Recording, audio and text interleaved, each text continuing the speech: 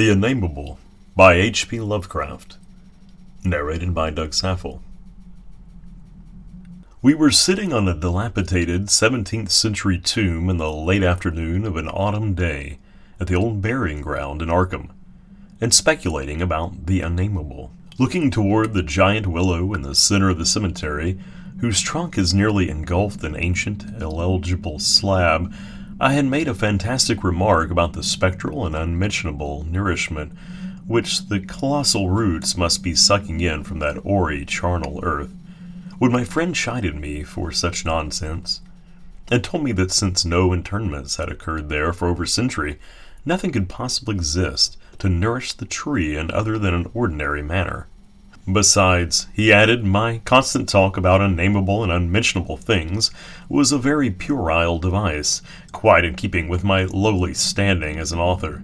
I was too fond of ending my stories with sights or sounds which paralyzed my heroes' faculties and left them without courage, words, or associations to tell them what they had experienced. We know things, he said, only through our five senses, or our religious intuitions, wherefore it is quite impossible to refer to any object or spectacle which cannot be clearly depicted by the solid definitions of fact or the correct doctrines of theology, preferably those of Congregationalists, with whatever modifications tradition and Sir Arthur Conan Doyle may supply. With his friend Joel Manton I had often languidly disputed. He was principal of the East High School, born and bred in Boston, and sharing New England's self-satisfied deafness to the delicate overtones of life. It was his view that only our normal, objective experiences possess any aesthetic significance, and that it is the province of the artist not so much to rouse strong emotion by action, ecstasy, and astonishment, as to maintain a placid interest and appreciation by accurate, detailed transcripts of everyday affairs. Especially did he object to my preoccupation with the mystical and the unexplained, for although believing in the supernatural much more fully than I, he would not admit that it is sufficiently commonplace for literary treatment, that a mind can find its greatest pleasure in escapes from the daily treadmill, and in original and dramatic recombinations of images, usually thrown by habit and fatigue into the hackneyed patterns of actual existence, was something virtually incredible to his clear, practical, and logical intellect. With him all things and feelings had fixed dimensions, properties, causes, and effects, and although he vaguely knew that the mind sometimes holds visions and sensations of far less geometrical, classifiable, and workable nature, he believed himself justified in drawing an arbitrary line and ruling out of court all that cannot be experienced and understood by the average citizen. Besides, he was almost sure that nothing can be really unnameable. It didn't sound sensible to him. Though I well realized the futility of imaginative and metaphysical arguments against the complacency of an orthodox sun-dweller, something in the scene of this afternoon colloquially moved me to more than usual conscientiousness. The crumbling slate slabs, the patriarchal trees, and the centuried gambrel roofs of the witch-haunted old town that stretched around all combined to rouse my spirit in defense of my work, and I was soon carrying my thrusts into the enemy's own country. It was not, indeed, difficult to begin a counterattack, for I knew that Joel Manton actually half clung to many old wives' superstitions which sophisticated people had long outgrown. Beliefs in the appearance of dying persons at distant places, and in the impressions left by old faces on the windows through which they had gazed all their lives. To credit these whisperings of rural grandmothers, I now insisted, argued a faith in the existence of spectral substances on the earth apart from and subsequent to their material counterparts. It argued a capability of believing in phenomena beyond all normal notions, for if a dead man can transmit his visible or tangible image half across the world, or down the stretch of the centuries, how can it be absurd to suppose that deserted houses are full of queer sentient things, or that old graveyards teem with terrible embodied intelligence of generations? And since spirit, in order to cause all the manifestations attributed to it, cannot be limited by any of the laws of matter, why is it extravagant to imagine physically living dead things in shapes, or absences of shapes, which must, for human spectators, be utterly and appallingly unnameable? Common sense, in reflecting on these subjects, assured my friend with some warmth, is merely a stupid absence of imagination and mental flexibility. Twilight had now approached, but neither of us felt any wish to cease speaking. Manton seemed unimpressed by my arguments and eager to refute them, having that confidence in his own opinions which had doubtless caused his success as a teacher, whilst I was too sure of my ground to fear defeat. The dusk fell, and lights faintly gleamed in some of the distant windows, but we did not move. Our seat on the tomb was very comfortable, and I knew that my prosaic friend would not mind the cavernous rift in the ancient, root-disturbed brickwork close behind us, or the utter blackness of the spot brought by the intervention of a tottering, deserted 17th-century house between us and the nearest lighted road. There in the dark, upon that riven tomb by the deserted house, we talked on about the Unnamable, and after my friend had finished his scoffing, I told him of the awful evidence behind the story at which he had scoffed the most. My tale had been called The Attic Window, and appeared in the January 1922 issue of Whispers.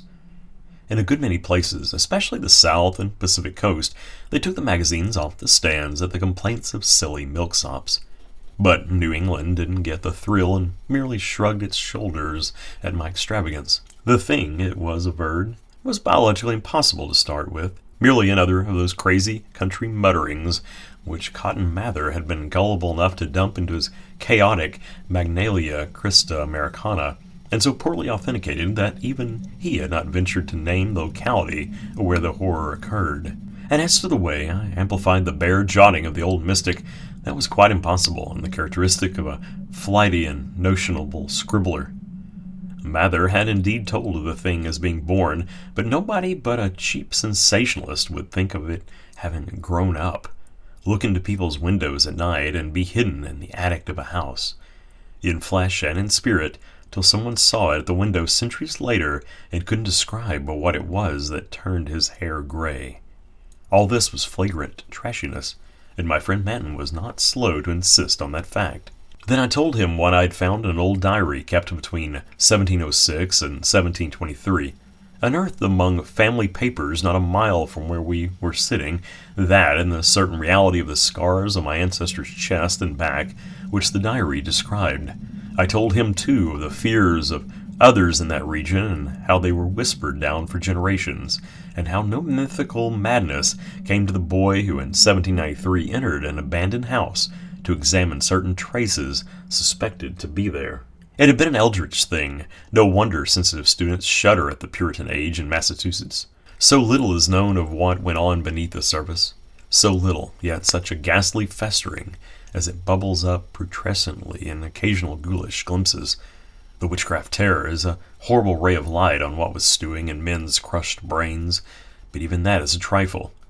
There was no beauty, no freedom, we can see that from the architectural and household remains and the poisonous sermons of the cramped divines, and inside that rusted iron straitjacket lurked gibbering hideousness, perversion, and diabolism. Here truly was the apotheosis of an Unnamable. Cotton Mather, in that daemonic 6th book, which no one should read after dark, minced no words as he flung forth his anathema. Stern as a Jewish prophet, and laconically and amazed as none since his day could be, he told of the beast that had brought forth what was more than beast, but less than man, the thing with the blemished eye, and of the screaming drunken wretch that had hanged for having such an eye. This much he badly told, yet without a hint of what came after.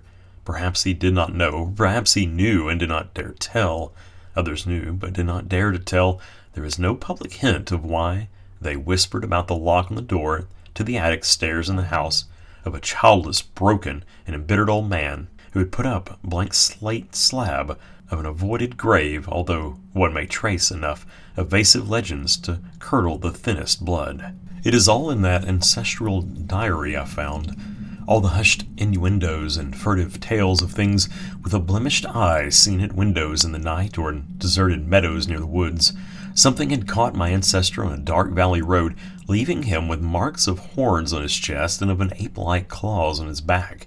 And when they looked for prints in the trampled dust, they found the mixed marks of split hooves and vaguely anthropoid paws. Once a postwriter said he saw an old man chasing and calling to a frightful, loping, nameless thing on Meadow Hill in the thinly moonlit hours before dawn, and many believed him. Certainly there was a strange talk one night in 1710 when the childless, broken old man was buried in the crypt behind his own house in sight of the blank slate slab. They never unlocked that attic door, but left the whole house as it was, dreaded and deserted. When noises came from it, they whispered and shivered, and hoped that the lock on the attic door was strong. Then they stopped hoping when the horror occurred at the parsonage, leaving not a soul alive or in one piece. With the years, the legends take on a spectral character. I suppose the thing, if it was a living thing, must have died. The memory had lingered hideously, all the more hideous because it was so secret. During this narration, my friend Manton had become very silent, and I saw that my words had impressed him. He did not laugh as I paused, but asked quite seriously about the boy who went mad in 1793, and who had presumably been the hero of my fiction. I told him why the boy had gone to that shunned, deserted house, and remarked that he ought to be interested, since he believed that windows retained latent images of those who had sat at them.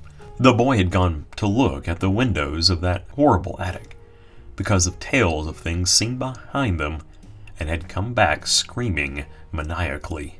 Manton remained thoughtful as I said this, but gradually reverted to his analytical mood. He granted, for the sake of argument, that some unnatural monster had really existed, but reminded me that even the most morbid perversion of nature need not be unnamable or scientifically indescribable.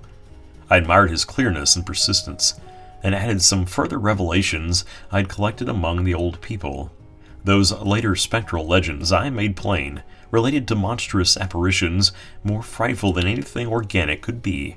Apparitions of gigantic bestial forms, sometimes visible and sometimes only tangible, which floated about on moonless nights and haunted the old house, the crypt behind it, and the grave where a sapling had sprouted beside an eligible slab. Whether or not such apparitions had ever gored or smothered people to death, as told in uncorroborated traditions, they had produced a strong, consistent impression, and were yet darkly feared by very aged natives, though largely forgotten by the last two generations, perhaps dying for lack of being thought about. Moreover, so far as aesthetic theory was involved, if the psychic emanations of human creations be grotesque distortions, what coherent representation could express or portray so gibbous and infamous and nebulosity as a specter of malign, chaotic perversion, itself a morbid blasphemy against nature? Molded by the dead brain of a hybrid nightmare, would not such a vaporous terror constitute an all-loathsome truth, exquisitely, the shriekingly unnamable? The hour must now have grown very late. A singularly noiseless bat brushed by me, and I believe it touched Manton also, for although I could not see him, I felt him raise his arm. Presently he spoke. "But is that house with the attic window still standing and deserted?" "Yes," I answered, "I have seen it." "And did you find anything there, in the attic, or anywhere else?" "There were some bones up under the eaves. That may have been what the boy saw. If he was sensitive, he wouldn't have needed anything in the window glass to unhinge him. If they all came from the same object, it must have been a hysterical, delirious monstrosity. It would have been blasphemous to leave such bones in the world, so I went back with a sack and took them to the tomb behind the house. There was an opening where I could dump them in. Don't think I was a fool. You ought to have seen that skull. It had 4-inch horns, but a face and jaw something like yours and mine." At last I could feel a real shiver run through Manton, who had moved very near, but his curiosity was undeterred. "And what about the window panes?" "They were all gone. One window had lost its entire frame, and in the other there was not a trace of glass in that little diamond apertures. They were that kind, the old lattice windows that went out of use before 1700. I don't believe they've had any glass for 100 years or more. Maybe the boy broke 'em, if he got that far. The legend doesn't say." Manton was reflecting again. "I'd like to see that house, Carter." "Where is it? Glass or no glass, I must explore it a little. And the tomb where you put those bones, and the other grave without inscription, the whole thing must be a bit terrible." "You did see it until it got dark." My friend was more wrought upon than I had expected, for at this touch of harmless theatricalism, he startled neurotically away from me and actually cried out with a sort of gulping gasp, which released a strain of previous repression. It was an odd cry, and all the more terrible because it was answered, for as it was still echoing, I heard a creaking sound through the pitchy blackness, and I knew that a lattice window was opening in that accursed old house behind us. And because all the other frames were long since fallen, I knew that it was the grisly glassless frame of that demonic attic window. Then came a noxious rush of noisome, frigid air from that same dreaded direction, followed by a piercing shriek just beside me on that shocking rifted tomb of man and monster. In another instant I was knocked from my gruesome bench by the devilish threshing of some unseen entity of titanic size but undetermined nature, knocked sprawling on the root-clutched mold of that abhorrent graveyard, while from the tomb came such a stifled uproar of gasping and whirring that my fancy peopled the rayless gloom with miltonic legions of misshapen damned. There was a vortex of withering, ice-cold wind, and then the rattle of loose bricks and plaster, but I had mercifully fainted before I could learn what it meant. Manton, though smaller than I, is more resilient, for we opened our eyes at almost the same instant. Despite his greater injuries, our couches were side by side, and we knew in a few seconds that we were in St. Mary's Hospital. Attendants were grouped about in tense curiosity, eager to aid our memory by telling us how we came there, and we soon heard of the farmer who had found us at noon in a lonely field beyond Meadow Hill, a mile from the old burying ground on a spot where an ancient slaughterhouse is reputed to have stood. Manton had 2 malignant wounds in the chest and some less severe cuts or gougings in the back. I was not so seriously hurt, but was covered with welts and contusions of the most bewildering character, including the print of a split hoof. It was plain that Manton knew more than I, but he told nothing to the puzzled and interested physicians till he had learned what our injuries were. Then he said we were the victims of a vicious bull, though the animal was a difficult thing to place and account for. After the doctors and nurses had left, I whispered an awestruck question. "Good God, Manton, what was it? Those scars. Was it like that?" And I was too dazed to exult when he whispered back a thing I'd half expected. No, it wasn't that way at all.